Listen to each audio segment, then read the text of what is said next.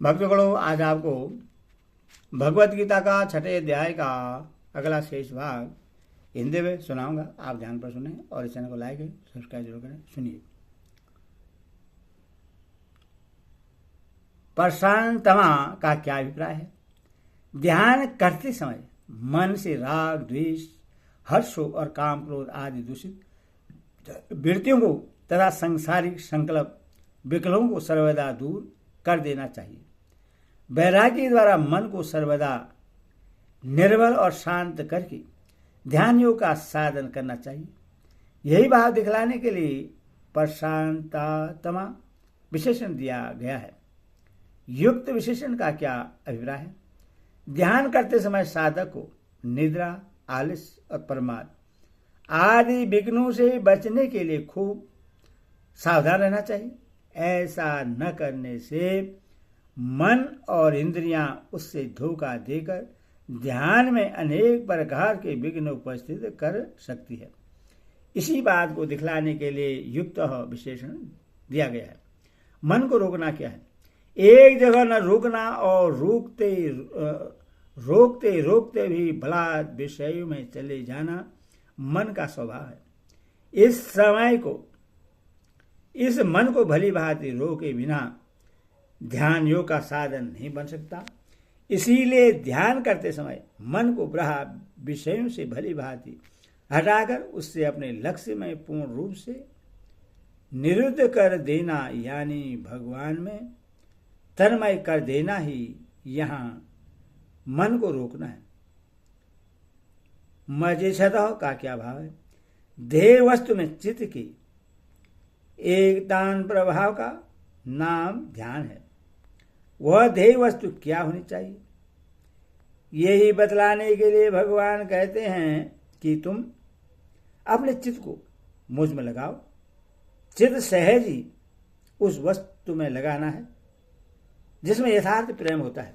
इसीलिए ध्यान योगी को चाहिए कि वह परम हितैषी, परम सुहृदय, परम प्रेमास्पद परमेश्वर के गुण, प्रवाह, तत्व और रहस्य को समझकर संपूर्ण जगत से प्रेम हटाकर एकमात्र उन्हीं को अपना ध्येय बनावे और अन्य भाव से चित्त को उन्हीं में लगाने का अभ्यास करे। भगवान के परायण होना क्या है? जो परमेश्वर को अपना ध्येय बनाकर उनके ध्यान में चित्त लगाना चाहता है, वे उन्हीं के ही परायण भी होंगे।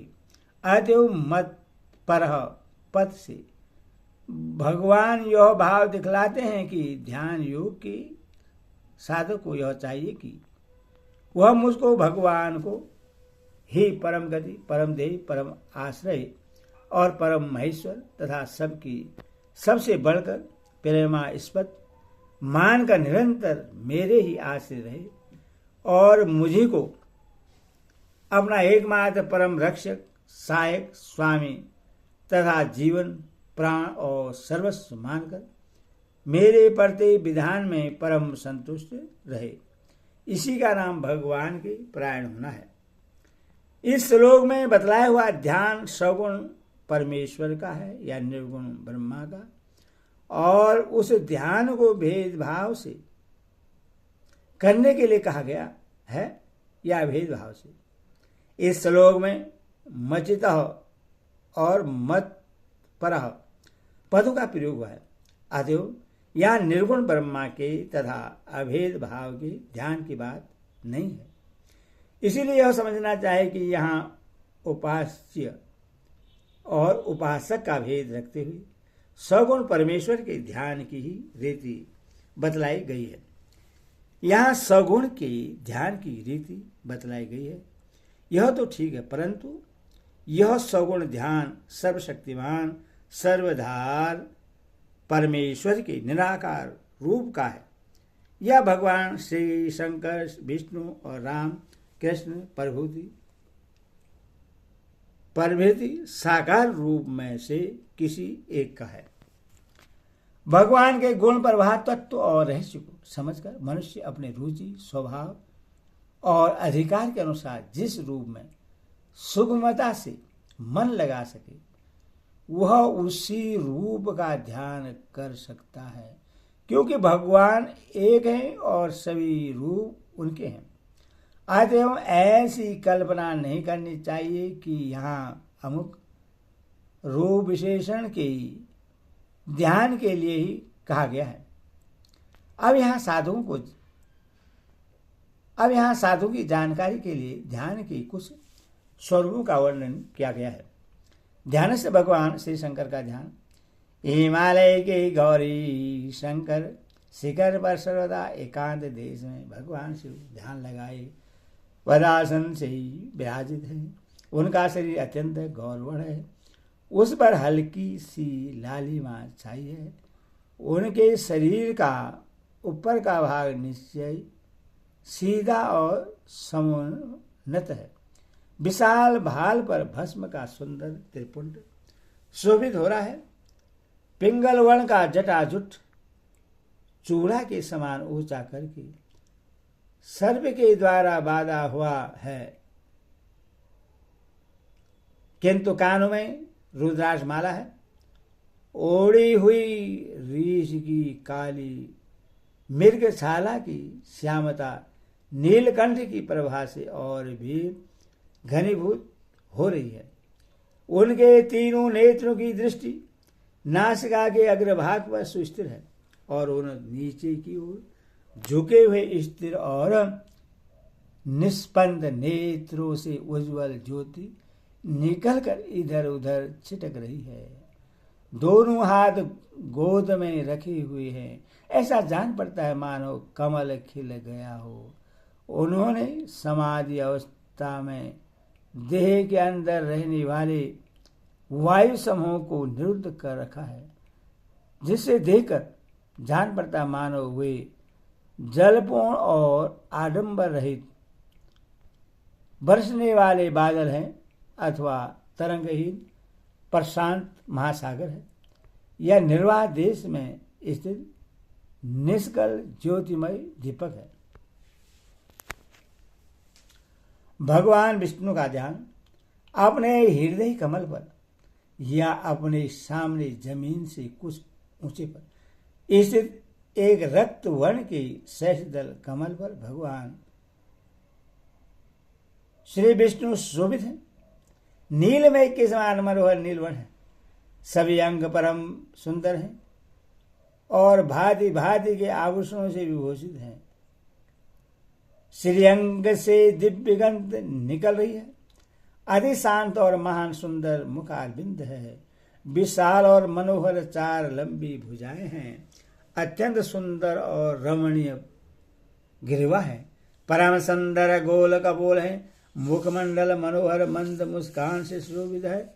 लाल लाल होंठ और अति सुंदर नुकीली नासिका है। दोनों कानों में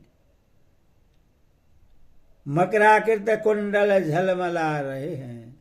मनोहर चिबुक है। कमल के समान विशाल और प्रफुल्लित नेत्र हैं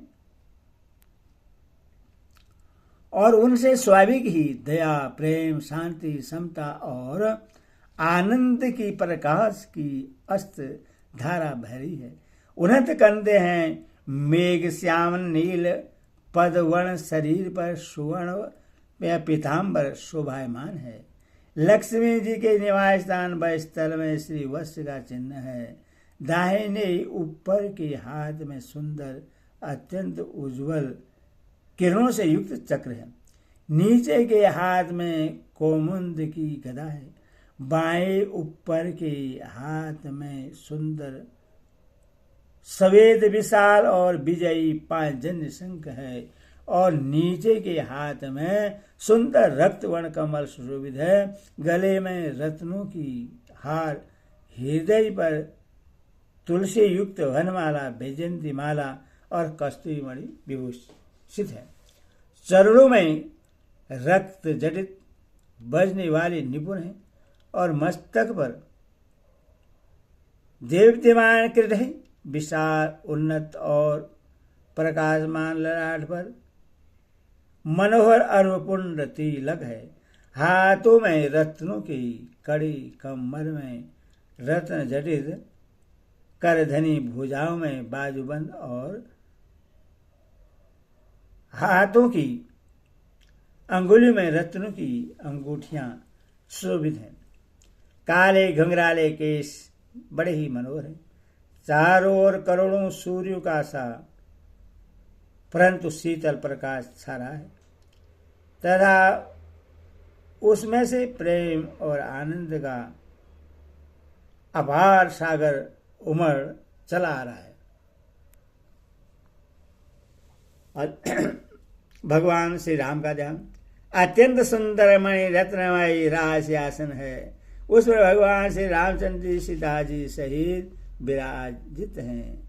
नवीन दुर्वादल के समान श्याम वर्ण है, कमल दल के समान विशाल नेत्र हैं, बड़ा ही सुंदर मुखमंडल है, विशाल भाल पर उर्पुंड तिलक है, घुंघराले काले केश हैं, मस्तक पर सूर्य के समान प्रकाश युक्त मुकुट शोभित हैं। मुनि मनमोहन महान लावण्य है, दिव्य अंग पर पीताम्बर विराजित है, गले में रत्नों के हार हैं और दिव्य पुष्पों की माला है, देह पर चंदन लगा है, हाथों में धनुष बाण लिए हैं, लाल होंठ हैं, उन पर मीठी मुस्कान की छवि छा रही है। बाईं ओर श्री सीता जी विराजित हैं, उनका उज्जवल स्वर्ण वर्ण है, नीली साड़ी पहने हुए हैं, कर कमल में रक्त कमल धारण किए हैं, दिव्य आभूषण से सब अंग विभूषित हैं, बड़ी ही अपूर्व और मनोहर झांकी है। हरि ओम तत्सत, हरि ओम तत्सत।